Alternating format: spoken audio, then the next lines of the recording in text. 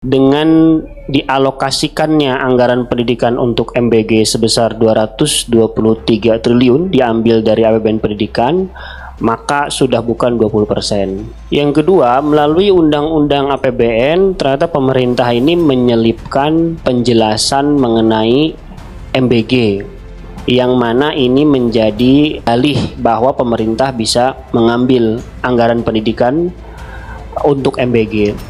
Ini yang kemudian digugat oleh anggota kami. Kami juga selaku organisasi juga menjadi pemohon untuk gugatan ini. Yang tidak pernah dibantah dan dibahas oleh pemerintah adalah anggaran pendidikan yang ditransfer ke daerah itu terus menurun secara drastis.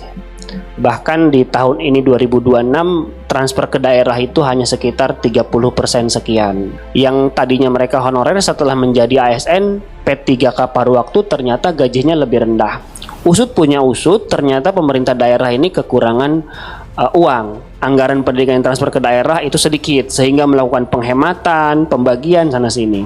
Untuk semua jenjang guru yang dianggap paling sejahtera seperti PNS, P3K, lalu P3K paruh waktu dan honorer semuanya terdampak. Di Provinsi Banten misalkan guru P3K itu TPP tunjangan dari daerahnya itu turun drastis dari sekitar 1, sekian juta menjadi hanya 350.000. Jadi ini sudah terasa betul bagaimana ketika APBN untuk pendidikan digunakan untuk MBG, fenomenanya itu langsung terhadap guru. Banyak guru-guru sudah melaporkan, terutama guru-guru P3 paruh waktu, mereka tidak punya jaminan THR, sementara pegawai SPPG itu sudah dijamin THR-nya. Karena temuan-temuan kecil kami di berbagai tempat, MBG itu cenderung mengganggu pembelajaran.